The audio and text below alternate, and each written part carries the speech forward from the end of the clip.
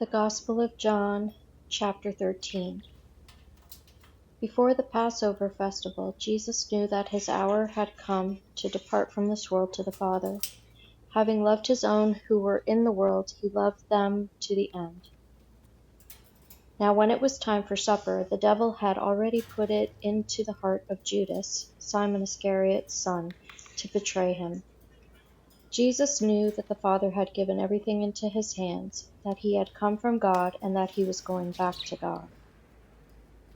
So he got up from supper, laid aside his outer clothing, took a towel, and tied it around himself. Next he poured water into a basin and began to wash his disciples' feet and to dry them with the towel tied around him. He came to Simon Peter, who asked him, "Lord, are you going to wash my feet?" Jesus answered him, "What I'm doing you don't realize now, but afterward you will understand." "You will never wash my feet," Peter said. Jesus replied, "If I don't wash you, you have no part with me." Simon Peter said to him, "Lord, not only my feet, but also my hands and my head."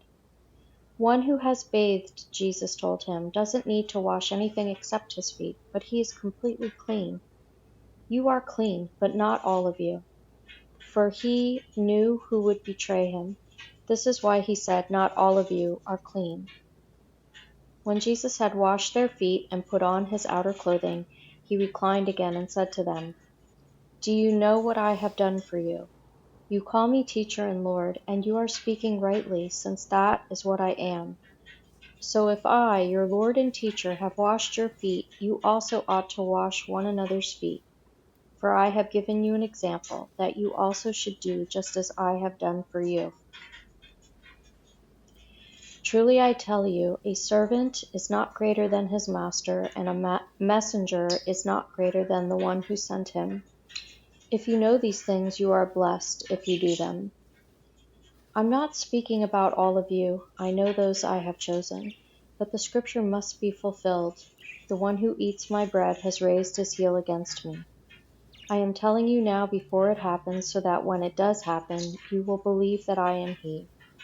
Truly I tell you, whoever receives anyone I send receives me, and the one who receives me receives him who sent me." When Jesus had said this, he was troubled in his spirit and testified, "Truly I tell you, one of you will betray me." The disciples started looking at one another, uncertain which one he was speaking about. One of his disciples, the one Jesus loved, was reclining close beside Jesus.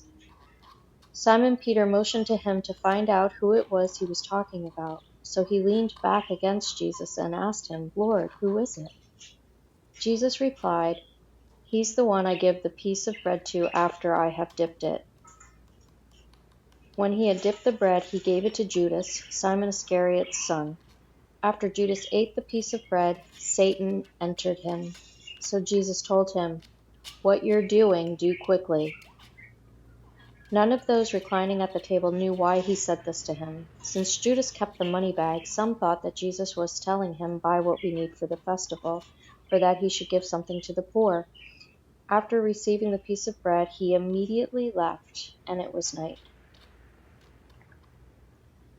When he had left, Jesus said, "Now the Son of Man is glorified, and God is glorified in him.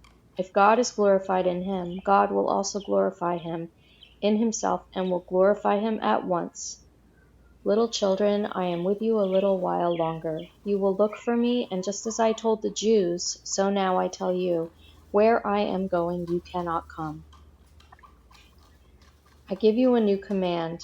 Love one another. Just as I have loved you, you are also to love one another. By this everyone will know that you are my disciples, if you love one another."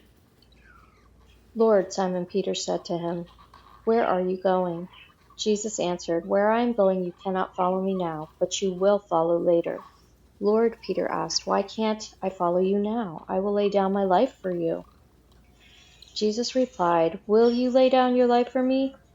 Truly I tell you, a rooster will not crow until you have denied me 3 times."